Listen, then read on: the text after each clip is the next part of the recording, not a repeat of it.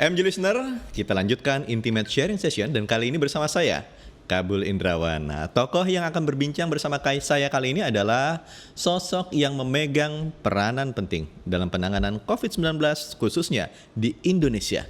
Karena beliau adalah pencetus atau inisiator terapi plasma konvalesen yang saat ini banyak dilakukan di Indonesia. Pastinya ini sebagai sesuatu yang sangat luar biasa sekali. Sudah bergabung bersama kita Dr. Tresia Monica Raharjo, spesialis anestesi atau yang kerap kita panggil dengan Dokmo. Selamat malam Dokmo. Selamat malam Mas Kabul. Apa kabar Bagaimana dokter? kabarnya? Sehat-sehat selalu. Baik. Terima kasih. Terima kasih dokter sudah berkenan menyisihkan waktunya untuk berbincang bersama MG Radio Network. Ya, sip. Dokter, ini sudah lama sekali saya penasaran dengan sosok Dokter Monica. Jadi sejak April tahun lalu, sejak pertama kali sosok dokter dimuat di media cetak kami, di media Indonesia, April tahun 2020. Saya penasaran ketika itu, bagaimana tiba-tiba dokter punya ide dengan plasma konvalesen. Ketika itu padahal belum masuk di Indonesia terlalu banyak kan COVID-19 dokter kan? Baru 2 ya, waktu itu kan baru 3 ditemukannya 2 ya atau 3 pasien 1, 2 dan 3. Jadi sebetulnya saya ini asal usulnya 18 Maret tuh saya ngirimin surat sih ke Presiden Jokowi. Saya bilang ya kita memohon menerapkan terapi plasma konvalesen ini untuk menangani COVID-19. Ya sejak saat itu ya memang kayak roller coaster sampai sekarang. Ya, tapi idenya adalah mungkin karena saya terbiasa ya. Sebagai seorang ahli anestesi dan konsultan ICU, memang untuk pemberian plasma ke pasien-pasien itu kita udah biasa. Jadi ada terapi-terapi terhadap penyakit tertentu yang memang dicuci plasmanya atau diberikan plasma. Nah, seperti itu Mas Kabul. Ketika itu banyak orang yang belum ngeh dokter, apa sih plasma konvalesen? Bahkan mohon maaf di kalangan wartawan juga mencibir, ini apa barang ini? Belum clear gitu kan, bagaimana tiba-tiba penyakit yang sedemikian dahsyat, virus yang sedemikian hebat bisa langsung dijinakkan dengan plasma konvalesen gitu loh. Bagaimana dokter tiba-tiba langsung punya pemikiran seperti itu dokter? Ya, sebetulnya tuh saya suka baca, ya kan? Nah, memang dari bacaan itu saya itu melihat bahwa memang secara riwayat ya kan plasma konvalesen ini udah digunakan sejak lama. Ya kan. Nah, sejak 100 tahun yang lalu flu Spanyol 1918 sampai 1925-an itu menggunakan plasma.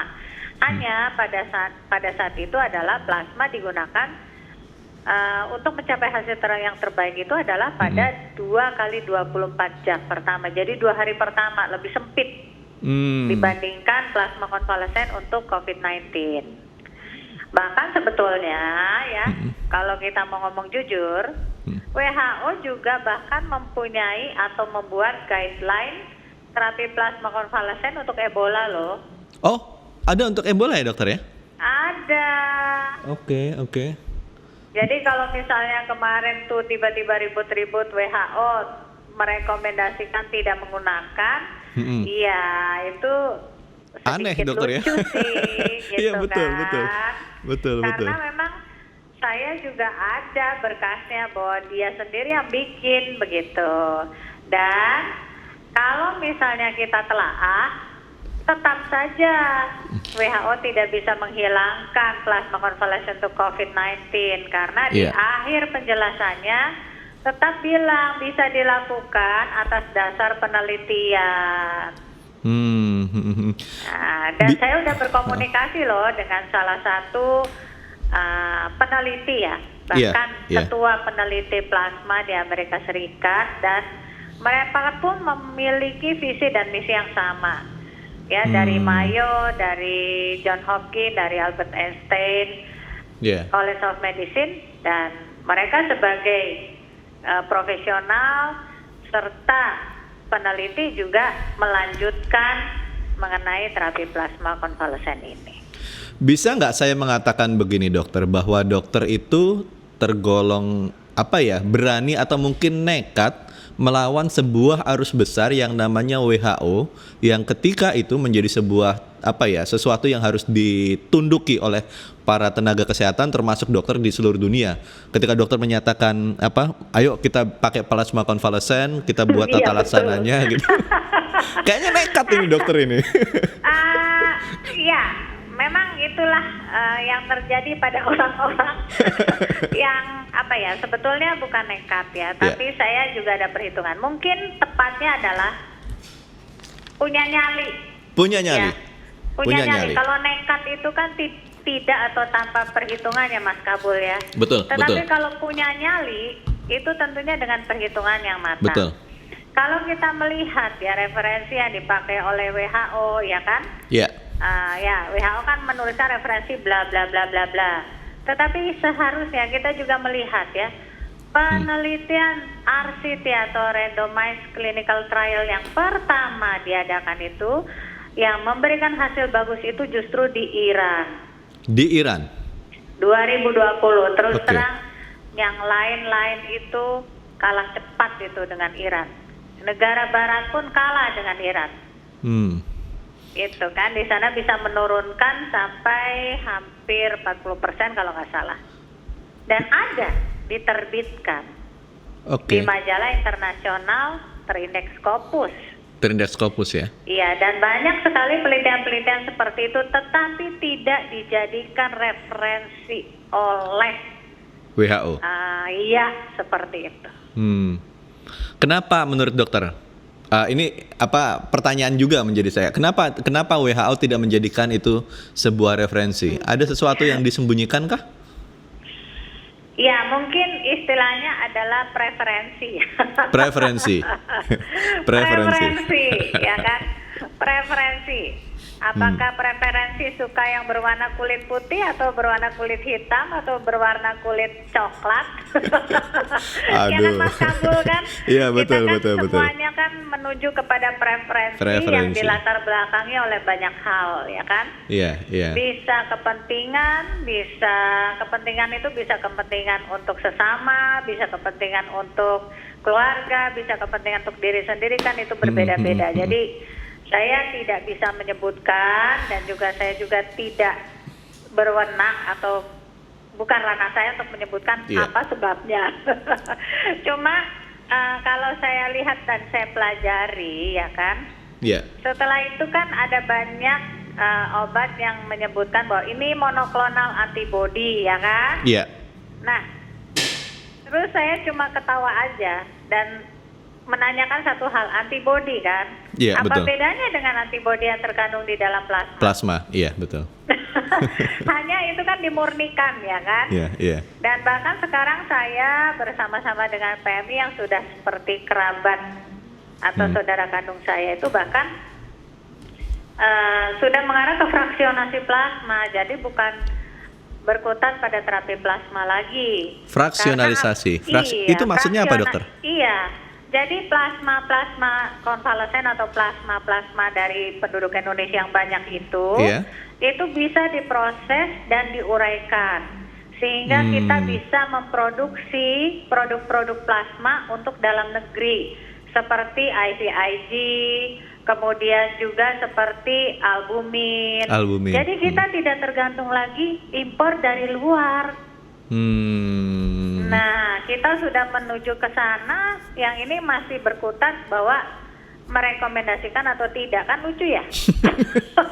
Iya betul. Ketinggalan sih. Betul. Kitanya udah jalan kemana gitu? Kita udah jalan dari A sampai Z, ini masih dari A aja ngeributin ini rekomendasi apa enggak? Padahal di Indonesia PMI aja udah menyebarkan 100.000 kantong plasma. Betul. Terus mendadak tiba-tiba muncul ini tidak rekomendasi, ini rekomendasi. Lah kan lucu ya. Kalau menurut saya. Dan itu menjadi kebingungan di masyarakat dunia juga, dok, terkait dengan rekomendasi-rekomendasi yang dikeluarkan WHO ini kan. Bahkan diantaranya kan betul kan memang kebingungan karena memang entah kenapa suka bertolak belakang. Betul. Pertama menyebutkan virus ditularkan melalui droplet, nanti ribut lagi ditularkan melalui udara nanti airborne. balik lagi droplet lah, ya nggak jelas itu loh. Bahkan obat-obatan juga termasuk begitu kan dokter? Iya, sama obat-obatan antivirus diomongnya oke, nanti nggak berapa lama tidak, ya kan? Sama lah seperti itu, obatnya antiparasit boleh, terus tidak, terus boleh lah. Ya ini kan orang mainan sama nyawa orang. Betul. Kalau seperti ini dokter, mohon maaf saya jadi agak sedikit kasar mungkin. Apakah ada dugaan bahwa, membenarkan dugaan bahwa WHO ini ada berpihak atau bermain dengan produsen-produsen obat-obatan tertentu yang memproduksi obat jenis tertentu? Karena saya bukan pemilik pabrik obat, jadi saya nggak bisa jawab. Iya. Mungkin itu lebih bagus kalau ditanyakan sama Big Pharma-nya. Iya betul. Apakah betul? saya jadi ini obat apa macam-macam kan variasinya. Iya betul. gitu kan. Jadi kalau misalnya plasma itu ya, kalau saya sih sebenarnya terlepas dari itu semua, ya kan. Tapi kalau saya pribadi itu hanya untuk menolong sesama dan pemerintah. Iya, betul. Dan PMI juga pasti punya data, ya kan? Palang Merah Indonesia pasti punya data yang sangat valid. Iya. Saya juga punya data yang sangat valid karena di rumah sakit yang saya pimpin juga saya melaksanakan penelitian, ya kan? Makanya kami bisa terus lanjut karena kita mengadakan pelayanan berbasis penelitian. Yeah. Jadi kalau misalnya mau dibilang bertentangan dengan WHO, ya nggak juga kan. WHO kan mengeluarkan rekomendasi itu boleh dilakukan atas dasar penelitian. Memang kita menjalani penelitian, tapi kita memberikan pelayanan. Jadi tentunya pemberian plasma itu udah melalui screening yang sangat ketat oleh PMI sehingga aman untuk diberikan. Ya. Lucunya lagi kalau misalnya kita lihat nih di luar negeri nih, ada dari Mayo, ada John Hopkins, ya kan? Itu kan sebenarnya kan rujukan dunia. Apa sih gitu ya? Mana sih yang nggak kenal Mayo Clinic? Mana sih yang nggak kenal John Hopkins? Tapi itu semua kayak nggak didengerin gitu loh. Padahal itu rujukan dunia loh. Betul. Ya kan, itu kayak rujukan dunia. Jadi yang dicari itu adalah yang wah gitu kan, yang sebenarnya ya kita tidak tahu apa di baliknya, tapi ya sebenarnya ya seperti yang Mas Kabul bilang ada dugaan ada satu dan lain hal yang mencurigakan. Tapi walaupun demikian ya saya tidak menyatakan hal itu karena saya fokusnya untuk menolong orang banyak, dan selain itu juga saya berpegang pada sumpah kedokteran bahwa kita ini melayani. Dokter itu melayani, ya kan? Dokter itu melayani dengan kasih, bukan komisi. Kalau saya sangat setuju sekali. Kalimat terakhir itu quotable itu dokter. Bisa di quotes itu. Melayani dengan kasih, bukan dengan komisi. Quotable. Dokter, saya langsung ini ya nanti diprotes nih. Gimana nih? Ya tapi kan orang perlu hidup ya nggak? Ya maksudnya yang semua orang perlu uang ya kan. Tapi ada hal yang lebih penting dari uang. Kasih dan kemanusiaan ya dokter. Iya, humanity. Apa Socrates Oath ya dokter ya? Istilahnya kalau di medis seperti itu ya? Sumpah Socrates ya. Ya. Jadi kalau misalnya kita ini the good Samaritan, jadi artinya tuh adalah kalau kita ngelihat orang nggak dikenal di jalan, kemudian orang itu babak belur atau perlu pertolongan, ya kita harus menolong tanpa memperhatikan latar belakang apapun dari orang tersebut. Even itu musuh kita. Iya. Betul. Itu seorang dokter ya dokter gitu, karena kebahagiaan seorang dokter adalah melihat kalau pasiennya sembuh. Jangan sampai pasien masuk dirawat oleh dokter atau dirawat oleh rumah sakit itu malah jadi makin sakit karena karena nggak bisa bayar. Aduh. Ya semoga Ya, fenomena itu tidak terjadi lah di Indonesia ya dokter ya. ya, Ya. saya berharap dan saya yakin lah masih banyak dokter-dokter di Indonesia yang Iya, memang mempunyai jiwa dokter. betul. Itu Ya, aja. dokter, saya tergelitik dengan ketika dokter tadi ya bahasanya adalah bernyali. Ketika dokter bernyali seperti ini, dokter mengirimkan surat kepada Pak Jokowi dan dokter melawan arus besar gitu, arus besar WHO ini yang dipercaya para dokter di Indonesia. Saya membayangkan dokter berdiri sendirian, kemudian banyak orang yang menentang atau mencemooh dokter. Apakah dokter merasakan atau mengalami itu pada saat awal? Masih sampai sekarang juga, tapi Masih saya sampai sekarang? Ya maksudnya yang paling menentang saya itu adalah teman-teman seprofesi sebenarnya. Ya kalau saya mau jujur ya, tapi saya tidak mendendam atau tidak marah kepada mereka, saya biasa-biasa aja. Karena biasanya memang kalau misalnya orang yang memang pengen, ya saya bisa menyebut contohnya adalah salah satu idola saya adalah Pak Basuki. Pak Atau Basuki. Pak Ahok. Pak Ahok? Iya, yang dia jalanin kan jauh lebih berat dari saya.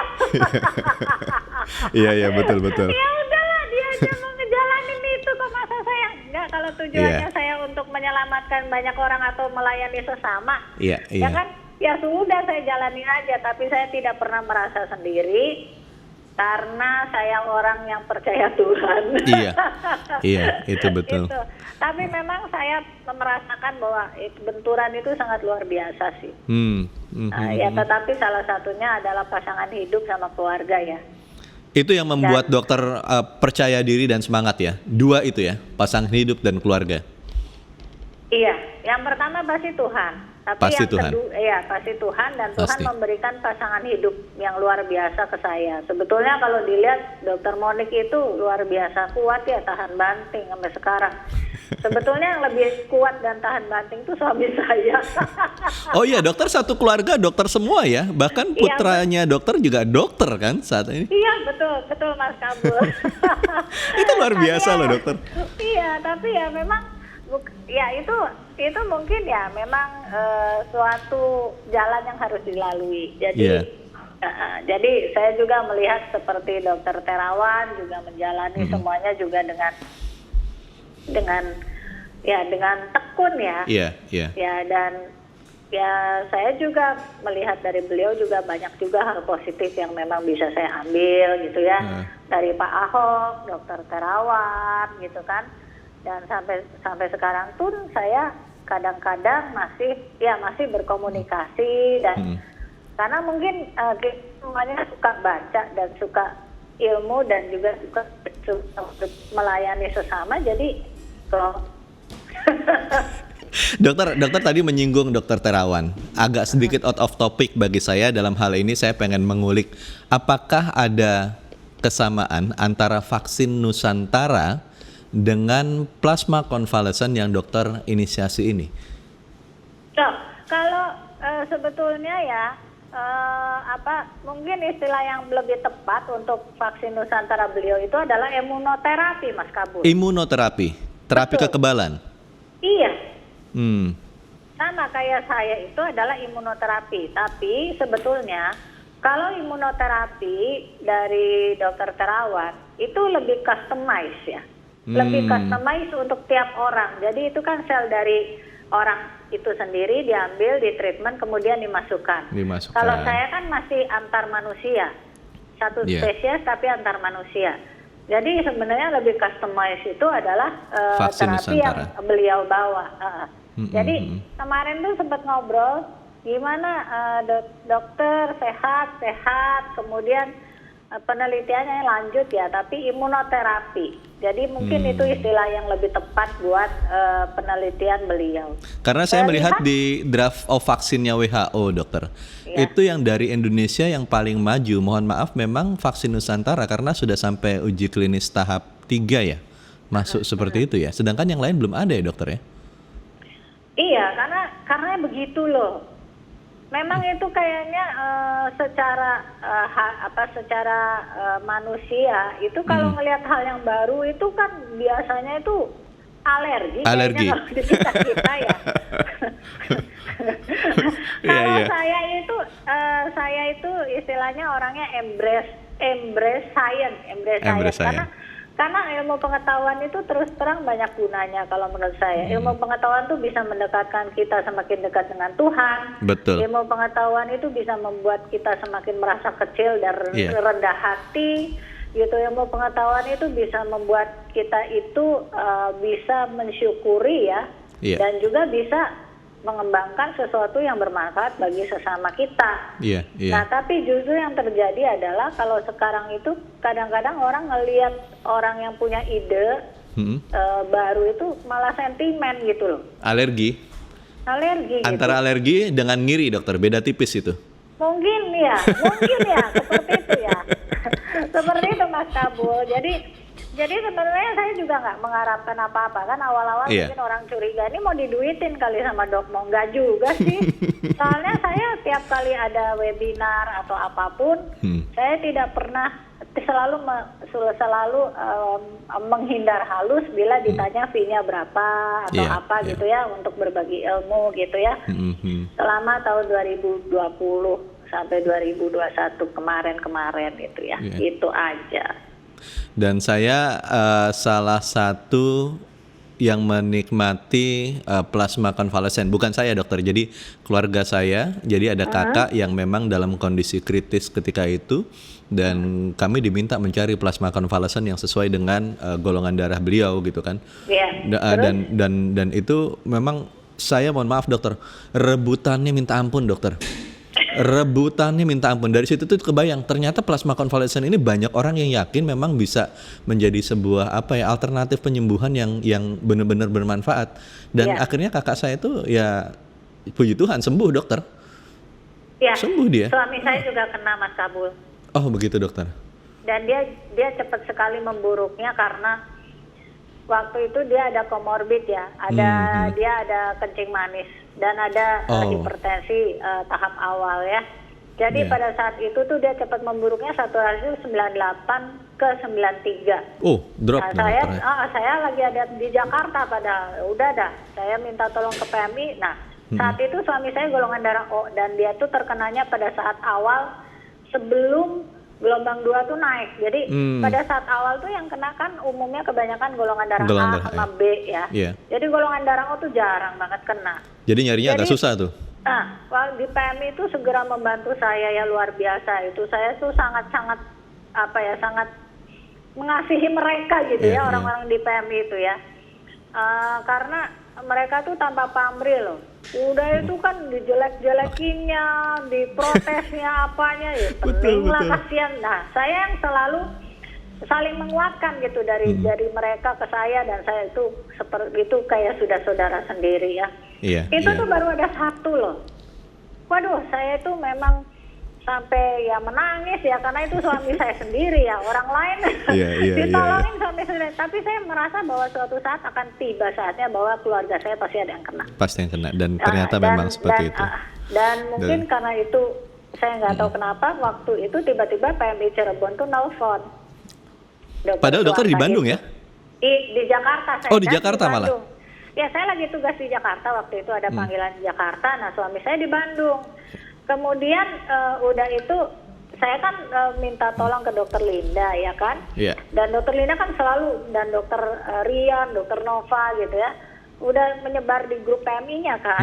Nah ada satu lah dari PMI Bandung itu, nah itu juga dekat sama saya itu kepala PMI-nya. Kemudian cuma ada satu, Pak saya udah gimana karena saya mintanya 3 kan. Kemudian ya itu akhirnya dokter Suwanta dari Cirebon nelfon begini, tahu Mas Kabul, bilangnya begini, Dok Mo, ini ada 2 pesanan orang dari Jogja cancel, kebetulan ada mobil yang mau ke Bandung coba. Itu memang kan betul-betul tangan Tuhan itu dokter. Iya, kan aneh ya Mas Kabul ya. Betul. Itu kan enggak. Betul, Bukan nggak masuk sesuatu akal hal itu yang kan. Kalau nggak tidak bukan masuk karena akal. Tuhan turun tangan, nggak bakalan dapatkan seperti itu. Betul. Dokter, Dan mohon izin untuk sementara kita break dulu karena kita harus boleh. masuk headline news. Setelah headline news, perbincangan menarik ini kita akan lanjutkan lagi, Oke, dokter. Mas Kabul. Banyak hal yang Izin. mau saya gali dari doktermu. Boleh, silahkan. Terima kasih. MG listener, jangan kemana-mana. Tetaplah bersama MG Radio Network karena sesaat lagi kita akan bergabung dengan Dr. Tresia Monika Raharjo atau Dokmu untuk menggali lebih jauh perjalanan beliau sampai bisa mendapatkan ide tentang plasma konvalesen. Stay tuned on MG Radio Network, more than just news. Listener, terima kasih Anda masih mendengarkan Intimate Sharing Session bersama saya Kabul Indrawan. Dan tentu di ujung telepon kita masih berhubung dengan Dokmo atau Dr. Tresia Monika Raharjo. Seorang dokter yang saya katakan sangat bernyali menginisiasi terapi plasma konvalesen dan menyusun tata laksana plasma konvalesen sehingga bisa bermanfaat bagi banyak orang di negeri ini, bahkan di dunia. Dokmo. Halo, masih lanjut. Mas Masih Kabul. lanjut, masih penasaran dokter. Saya penasaran banget gitu. Saya penasaran ketika tadi dokter bercerita bahwa satu keluarga itu adalah dokter. Saya kok jadi membayangkan ini perbincangan antara dokter, pasangan hidup dokter, dan putra dokter ini tidak jauh dari pasien, dari penyakit, dan dari hal-hal yang sifatnya adalah berbau medis. Apakah betul dugaan saya itu, dokter? Enggak juga sih, Mas. Oh, enggak juga ya? Enggak juga gitu. Enggak juga, oke. Tapi ya memang iya, kalau misalnya lagi diskusi mengenai sains atau mengenai kedokteran itu ya udah. Kalau misalnya berbeda pendapat itu bisa satu bawa buku, satu bawa jurnal. Sampai segitunya, dokter ya? Iya, tapi kita di sini menerapkan apa ya? Jadi saya dengan anak saya itu kayak temen, ya kan? Iya, Jadi iya. dan saya tuh agak berbeda menerapkan cara pendidikannya itu agak berbeda dengan mungkin ya saya menggabungkan antara timur sama barat ya, karena saya tidak saya agak gimana ya? Agak alergi, bukan alergi ya? Agak mempertanyakan. Kenapa sih orang-orang kita ini kok kadang-kadang sangat bule minded itu Bule kan, minded. Mas? Iya nggak sih, Mas Kabul? Iya. Iya kan, kadang-kadang kalau yang sama apa cara atau apa dari orang barat tuh langsung Dipercaya aja. gitu, iya gitu loh. Padahal kan sebenarnya kita sebagai bangsa yang merdeka, ya kan bangsa yang merdeka bermartabat ya, bermerdeka dan bermartabat, kita harus percaya sama kekuatan diri kita sendiri dan kita harus percaya bahwa kita itu setara.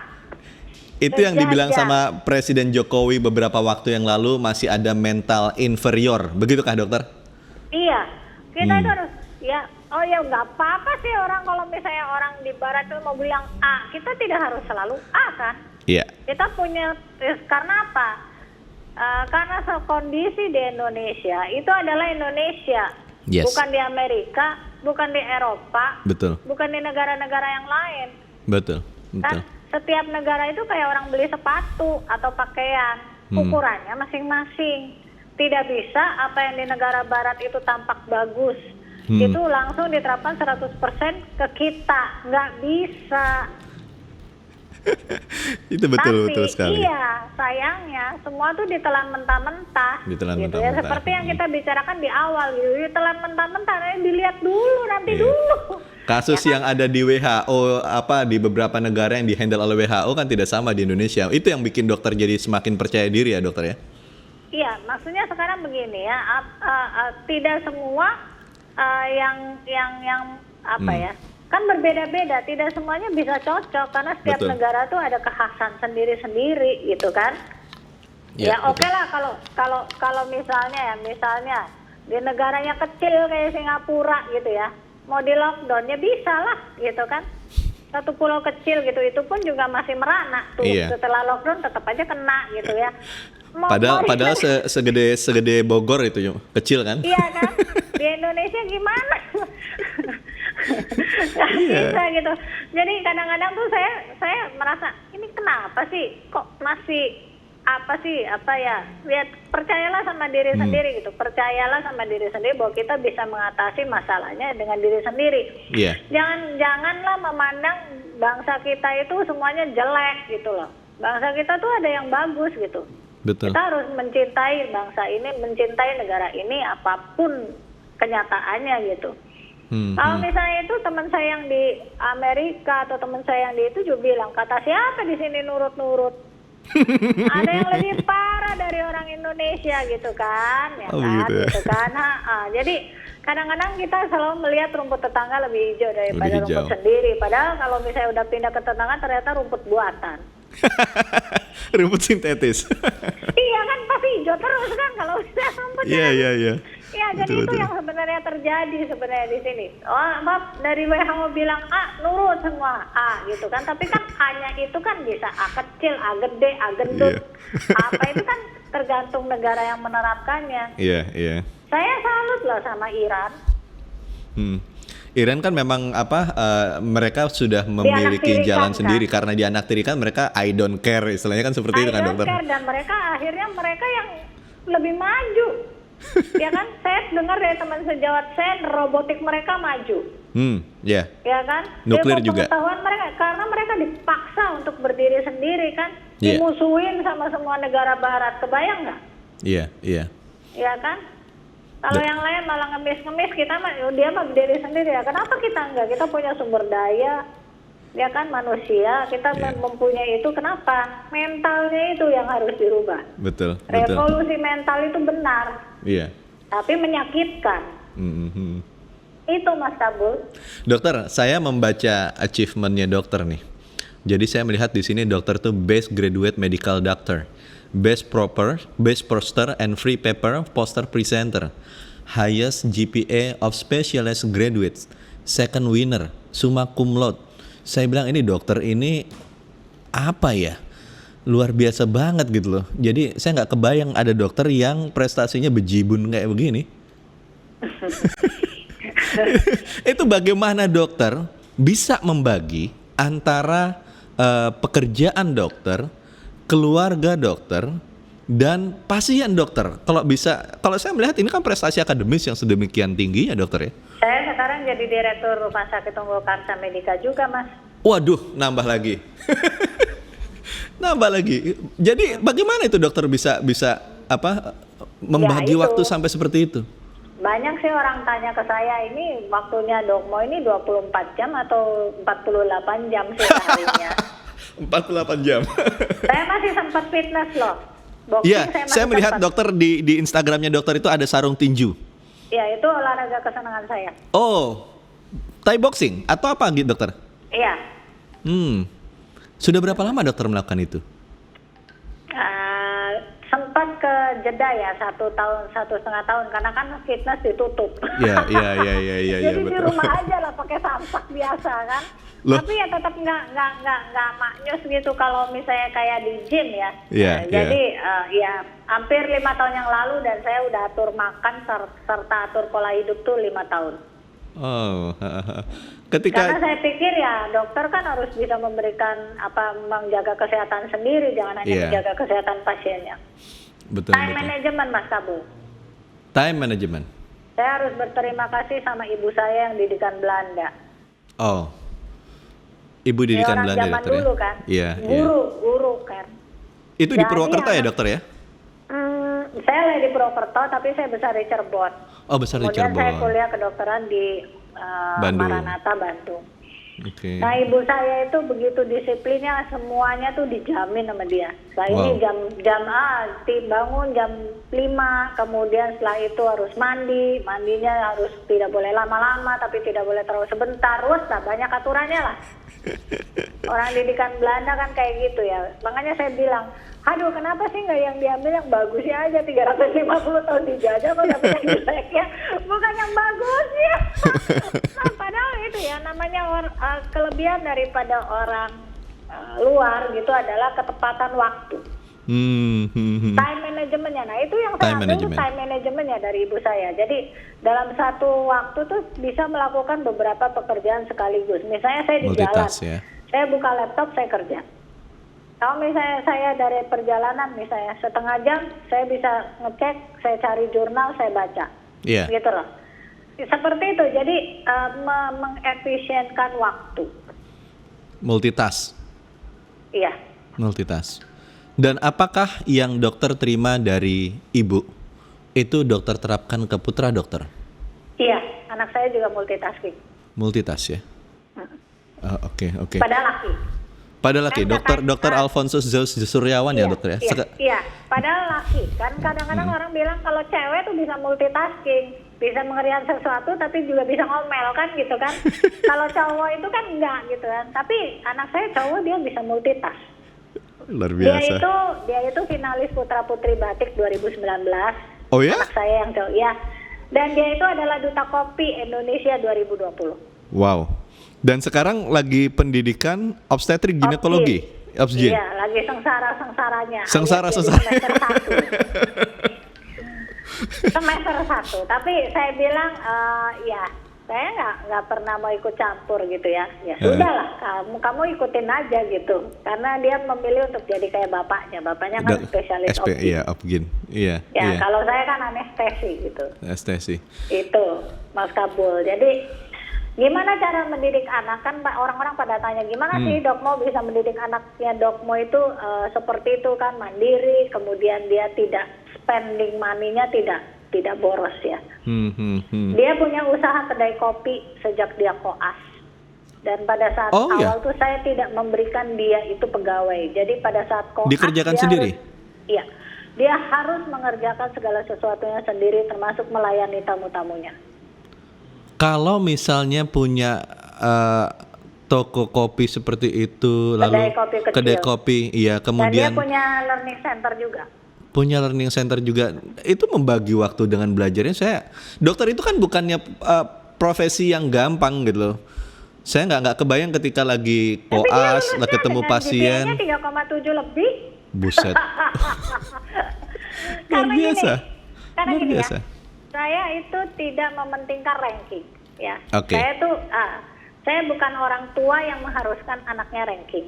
Iya. Yeah. Ya, karena manusia itu bukan ditentukan oleh angka. Nah, saya membebaskan anak saya itu untuk belajar karena lebih penting mengerti sesuatu, bukan menghafal.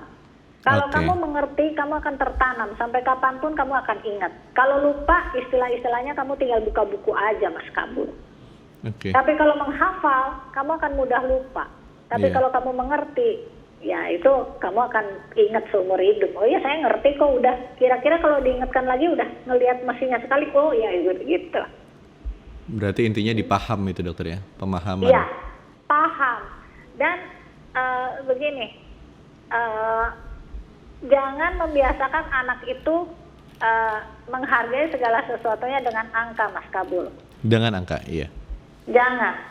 Kalau misalnya orang tua terlalu memaksa dia untuk ranking 1 dan menentukan segala sesuatunya dengan angka, dia akan menerapkan hal yang sama itu dengan sesamanya. Dengan angka. Tapi kan manusia kan tidak bisa diukur dengan angka. Betul. Iya. Saya tidak memaksakan anak saya untuk menjadi seperti saya. Apakah dokter tidak memaksa Dr. Alphonse untuk memilih pendidikan sebagai seorang dokter, atau bagaimana kalau misalnya dokter bilang tadi tidak memaksakan? Iya, saya menyerahkan kepada dia. Ya, kalau misalnya ayahnya memang menginginkan dia menjadi seorang dokter. Ya, kalau saya hanya bilang begini, waktu itu dia pengen jadi lawyer. Oh, pengen jadi lawyer? Ya, dia agak bertentangan dengan ayahnya, ya kan? Ayahnya kan pengen ada penerusnya, ya kan? Kemudian saya bilang begini, ya kan? Serius, ya, kamu harus berpikirnya praktis aja, ya kan? Kamu mengambil dokter dulu, kamu bisa ngambil lawyer. Oh iya.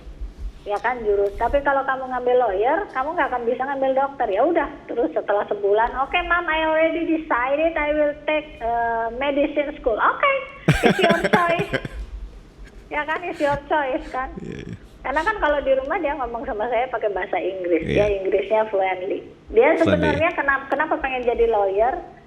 Karena dia itu senang berdebat, senang political. Jadi dia bisa political, debat politik itu dia juara 3 se-Jawa Barat kalau nggak salah. Debat politik? Yes, in English. In English? Yes. Wow. Dan dia belajar sendiri. Wow. Itu bisa seperti itu ya, dokter? Apakah memang ada kecenderungan dari kecil itu punya ketertarikan pada banyak hal, Dokter Zos ini? Iya, sama seperti saya dulu waktu kecil. Oh. Ngambiak gitu orangnya. Genetik berarti dong dokter ya? Kagak ada puasnya gitu. Tapi passion saya tuh ternyata ya memang saya masuk ke dokteran bukan karena keinginan saya terutama karena keinginan ibu saya. Saya anak satu-satunya, ibu saya pengen, kalau orang tua zaman dulu jadi dokter atau insinyur kan? Iya, pilihannya cuma 2. Pilihannya cuma 2. Kalau nggak 2 itu mati. Padahal insinyur juga banyak kan dokter? Iya, daripada saya nggak diakui ibu saya jadi anak, cuma anak satu-satunya. Keluar kau dari rumah, wah cilaka saya nggak bisa hidup. Ya udah, iya bu. Masuk ke kedokteran. Tapi yang saya harus syukuri adalah kalau ibu saya tidak keras nggak akan dulu, iya. Mungkin saya tidak akan seperti sekarang. Betul. Jadi buat anak-anak ya yang merasa dikekang oleh orang tuanya, jangan ngambek dulu. Karena segala sesuatu yang terjadi di dunia itu, everything happen for a purpose. Yeah. Jadi mungkin udah ACC dari Tuhan Yang Maha Esa tuh kejadian kayak gitu. Kejadian yang enak atau nggak enak tuh ACC dari Tuhan tuh. Iya, makanya betul. bisa kejadian kan, Mas Kabul kan, betul kan? Betul. Itu ridhonya orang tua juga kan? Iya, ya udah jalanin aja lah. Sekarang ibu saya tinggal sama saya udah 80 berapa ya? 87. Oh, udah sepuh ya dokter ya? Iya, karena dia punya saya tuh pada saat dia umur 50. Saya sekarang umur 50 kan, ya udah berarti 87 pas. Wow. Saya membayangkan beliau pasti bangga banget melihat sosok dokter saat ini kan? Dan saya nggak kebayang ketika mungkin, mohon maaf kalau beliau mengakses media sosial lalu kemudian beliau mengerti yang ceritanya dokter tadi, bagaimana dokter berdiri sendiri melawan arus gitu, mungkin ketar-ketir juga kali beliau. Oh, dia nggak tahu. Oh, nggak tahu ya? Dan nggak boleh dikasih tahu dong. Nggak. Tapi gimana ya? Jadi ya memang karena saya merasa ya saya tidak melakukan hal yang salah. Karena saya bukan melakukannya untuk diri saya sendiri, Mas Kabul. Iya.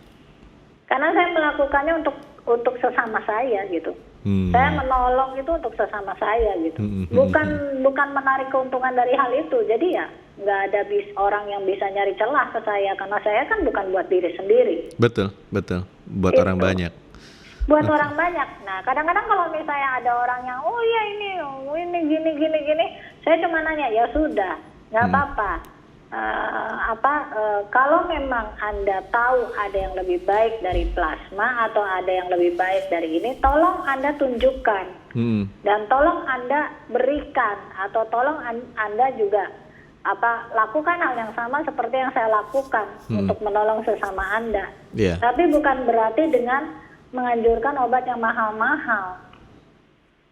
Kalau dokter melihat saat ini, apakah upaya kita membeli sejumlah obat yang menurut saya sebagai seorang jurnalis itu tergolong mahal, itu adalah sesuatu yang sudah tepat atau sesuatu yang terpaksa sebetulnya, dokter? Iya, obat-obatannya banyak. Yang mana itu, Mas? Yang dimaksud?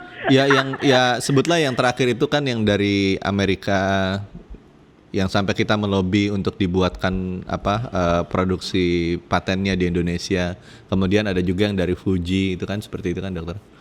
Ya, sebetulnya kan ini kan obat-obatan antivirus yang ada pada saat ini itu kan merupakan hasil riset dan harus ngebut ya, Mas ya. Iya. Jadi dan memang virusnya ini nakal juga kebetulan. Nakal ini karena bermutasi. Karena itu memang hobinya virus RNA sih, Mas. Gitu. RNA. Ya, jadi memang hobinya seperti itu. Ya, kalaupun ada obat-obat yang memang dalam tanda kutip kelihatan bermanfaat, ya itu memang ya wajar kalau misalnya dibeli gitu ya. Ya, tetapi ya kita sebaiknya proporsional saja.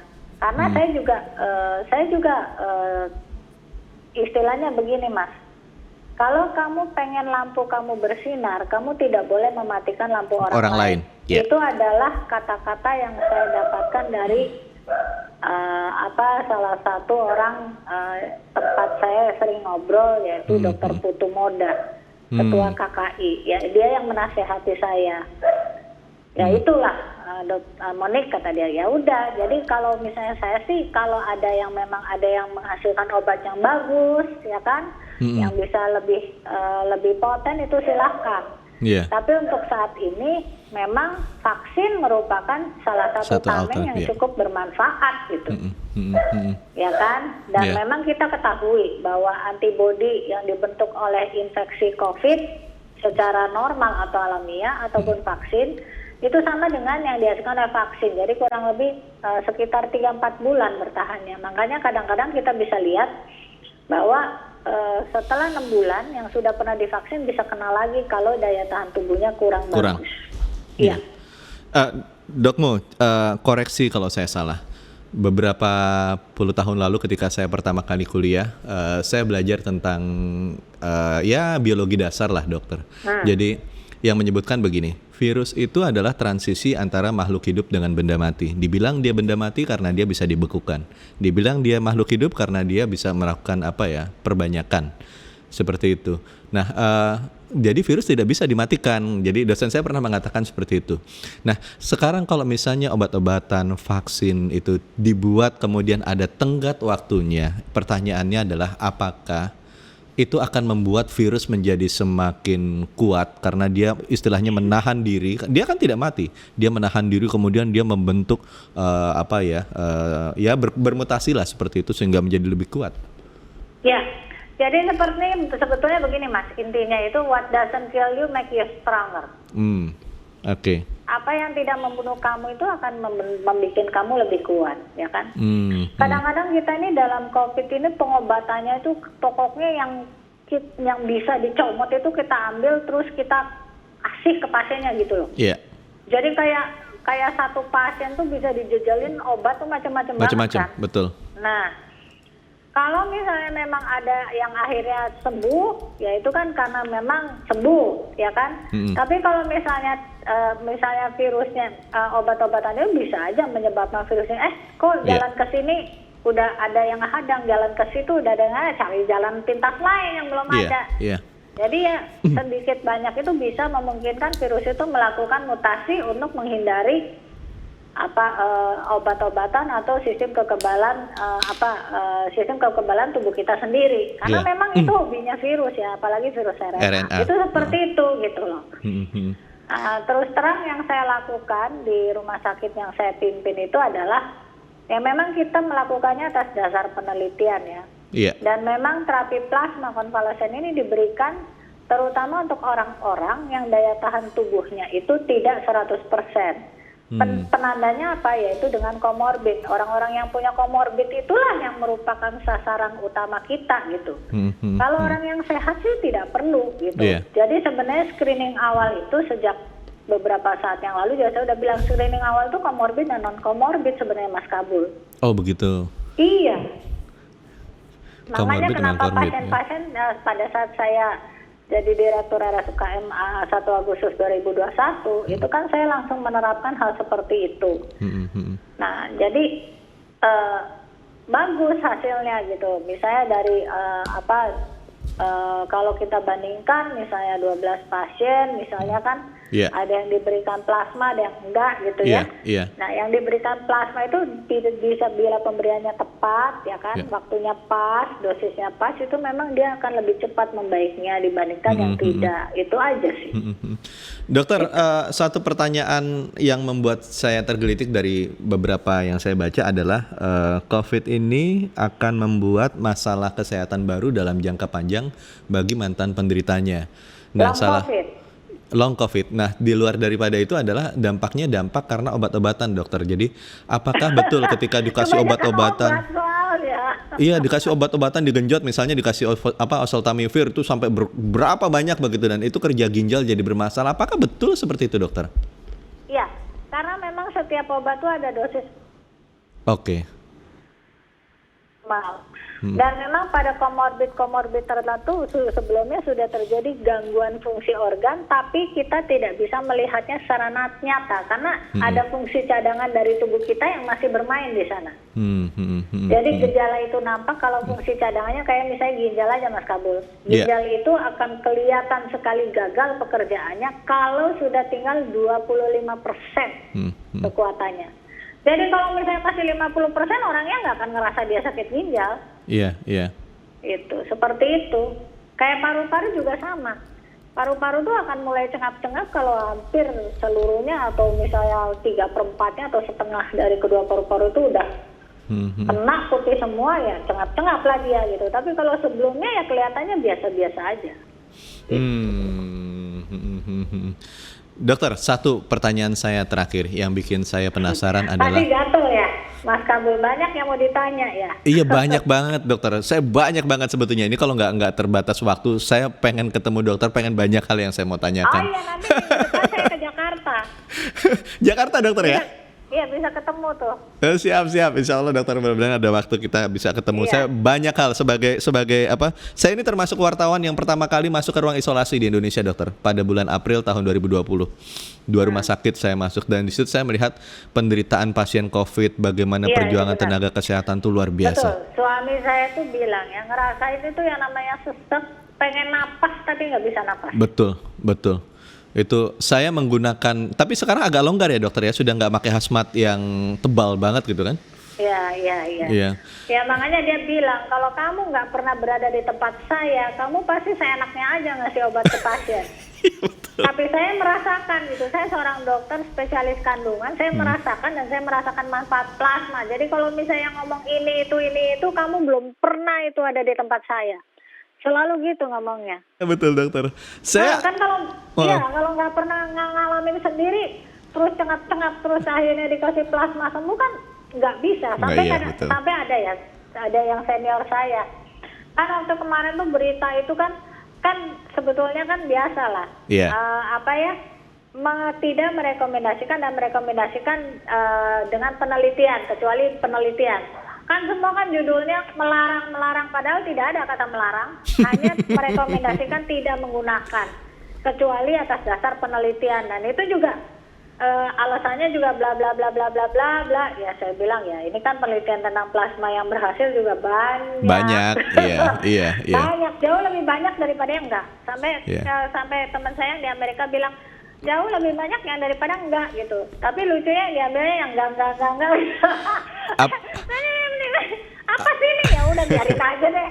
Senyumin aja gitu kan. Itu seperti itu. Saya sampai menganggap dokter bahwa bisa digunakan dengan penelitian itu sebagai salah satu cara untuk menghadang gitu. Karena kalau saya memperhatikan penelitian untuk obat-obatan, untuk plasma konvalesen ini ribetnya minta ampun gitu. Jadi kalau orang yang sudah tidak punya mental yang kuat, dia pasti bakalan mundur itu kan dokter.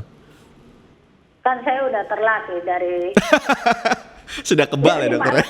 2020. Boxer, seorang Thai boxer itu udah pasti tangguh itu.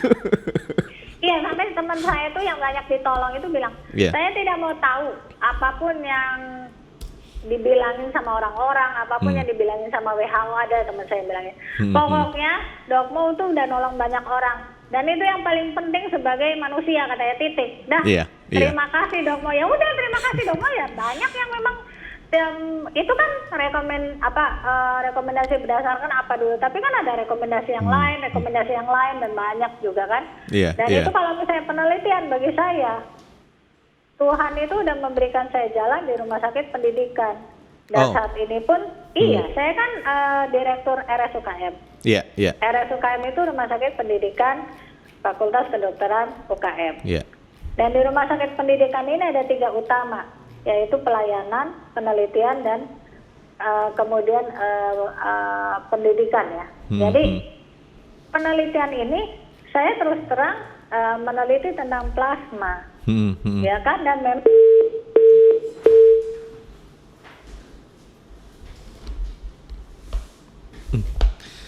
MG listener, Kita ada sedikit gangguan teknis dengan Dok Mo, dan seperti yang kita lihat tadi ternyata Dr. Mo itu memang adalah seorang dokter yang sedemikian tangguh memperjuangkan plasma konvalesen. Dan saya tidak terbayang ternyata beliau adalah orang yang betul-betul berani berdiri untuk menyatakan bahwa plasma konvalesen itu adalah alternatif pengobatan yang luar biasa bermanfaat. Dan dalam waktu dekat rencananya memang menjadi sebuah akan difraksionasi plasma menjadi beberapa produk lain seperti misalnya produk obat-obatan dan lain-lain. Dan beliau juga seorang dokter dengan berbagai prestasi yang saya lihat secara akademis adalah prestasi-prestasi yang luar biasa. Dok Mo, maaf terputus. Ya nggak apa-apa. Kayaknya kelamaan ya. Iya, saya penasaran sebetulnya Dok Mo. Satu pertanyaan terakhir Dok Mo. Oke, boleh. Jadi terkait dengan fraksionasi plasma. Nah, Ya. kalau saya membaca dalam PMK nomor 15 tahun 2019 tentang penyelenggaraan fraksionasi plasma. Di sini disebutkan produk plasma itu selanjutnya adalah produk obat dari plasma. Kira-kira apa yang dokter akan lakukan sekarang tersebut itu akan menjadi obat-obatankah dalam waktu dekat sehingga bisa dinikmati oleh penderita COVID-19? Saya itu punya rasa nasionalisme yang berlebihan kayaknya. Oh, nasionalisme. Iya, kayak Mas Kabul. Saya tuh selalu pengen memandang positif bangsa kita ini yang selalu oleh teman-teman saya yang lain kadang-kadang, oh ini jelek nih bangsa kita ini, jeleknya di sini. Nggak. Kalian selalu melihat bangsa kita itu jelek, tapi saya melihat bangsa kita itu sebenarnya punya potensi yang luar biasa, dan mungkin itu yang dilihat juga sama Presiden Jokowi. Saya setuju, saya setuju dokter. Ya kan? Iya. Cuma mendidiknya aja susah gitu. Masalah mental itu dokter. Iya. Susah kan bukan berarti tidak bisa. Betul. Ya, itu ya. Betul. Jadi fraksionasi plasma ini adalah akan menyebabkan kita itu bisa mandiri. Selama ini kita impor kayak IVIG tuh, yang orang-orang banyak bilang, IVIG yang kemarin banyak itu untuk COVID juga kan. Betul. Walaupun itu antibodinya tidak spesifik itu sebenarnya. Yang mengandung antibodi spesifik terhadap COVID itu kan memang plasma konvalesen. Yeah. Kemudian kayak albumin itu kan kita impor. Kebayang nggak kemarin harganya mahalnya kayak apa? Dengan fraksionasi plasma, dan Menkes sudah menunjuk Bio Farma dan dibantu oleh pihak-pihak lain dan mungkin juga pihak swasta dengan penyedia plasma atau plasma kolektornya PMI dengan sumber daya ya 267 juta rakyat Indonesia untuk menghasilkan plasma, kita bisa mencukupi kebutuhan IVIG dan albumin untuk rakyat kita sendiri. Itu kapan akan betul-betul terrealisasi sampai bisa dinikmati oleh masyarakat banyak dalam waktu dekat, dokter? Sebetulnya kalau mau ya, kalau pemerintah itu langsung menindaklanjuti, itu setahun juga udah bisa. Mas. Setahun, dokter? Iya, kita perlu ngebangun ininya aja, pabriknya aja. Loh, kan sudah ada Bio Farma, dokter? Nah itu kan menunjuk Bio Farma, ya kan? Nah Bio Farma tuh tinggal melengkapi aja apa yang perlu dilengkapi itu. Transfer teknologinya kan bisa dari Korea, bisa dari yang lain, bisa dari yang lain, itu kan bisa. Udah aja langsung, udah itu kan PMI kan di mana-mana. Jadi pandemi COVID ini membuat PMI itu, UDD PMI itu ada 40 lebih itu yang bisa mengambil plasma. Dan ada yang 12, kalau nggak salah 12 atau berapa itu yang memang tersertifikat. Jadi untuk kolektornya tuh udah ada PMI, mau nyari di mana lagi? Nggak ada loh orang di luar negeri yang PMI-nya luar biasa seperti di Indonesia. Nggak ada. Luar biasa. Iya. Luar biasa. Jadi kita tuh harus bangga sebagai bangsa Indonesia. Kalau saya juga bangga, dokter. Iya. Pokoknya bangga, dan kita harus tahu bahwa bangsa Indonesia itu bangsa yang luar biasa. Ya, bangsa yang luar biasa. Dan memiliki banyak. Di luar banyak. negeri itu WHO itu mungkin menyebutkan susah segala macam gitu kan, karena mungkin di sana rasa gotong royongnya kurang, nggak ada. Di sini kita punya Pancasila, nilai-nilai dasar dari Pancasila itu gotong royong. Betul. Itu yang menyebabkan kita itu bangsa yang besar. Dan di Amerika tidak ada Pancasila. Nggak ada. Nggak ada. Betul. Gotong royong cuma di Indonesia doang, dokter. The one and only gotong royong di Indonesia. Iya, betul, yang betul. mau orang tuh ikhlas memberikan plasmanya. Betul. Tanpa dibayar. Di sana orang dikit-dikit minta dibayar. Minta dibayar. Kan enggak. Betul. Bahkan kemarin saya saat mencari plasma saja itu sudah ada grup yang isinya orang-orang yang bersedia memberikan plasmanya. Itu luar biasa sekali. Iya, makanya Sampai sedemikian ini. Iya. Makanya WHO kan bilang itu kan karena dari sana. Di Indonesia nggak ada. Nggak ada. Kayak gitu. Semua mau ngasih tanpa dibayar. Dibayarnya cuma apa? Karena memang itu adalah SOP dari PMI. Ya dikasih cemilan apa supaya ada energi. Kan nggak ada uang sedikit pun. Ya Dan kan, Mas? iya betul. Dan Indonesia menjadi luar biasa ya, salah satunya karena Dokmo juga. saya baru tahu latar dari semua tentang plasma konvalesen dan pergulatan dokter tentang plasma konvalesen. Ini matur nuwun banget dokter. Saya secara pribadi saya berterima kasih karena saya merasakan manfaatnya untuk keluarga saya gitu. Iya, saya merasakan manfaatnya untuk suami saya sendiri. Betul. Soalnya. Ilmu yang bermanfaat dokter. Betul. Alhamdulillah puji Tuhan ya Mas ya. Betul. Baik ya, dokter. Karena, saya ada kata-kata terakhir nih untuk Siap. Mas Kabul. Siap sama dokter. semua yang mendengarkan. Siap. Saya punya istilahnya tuh prinsip ya.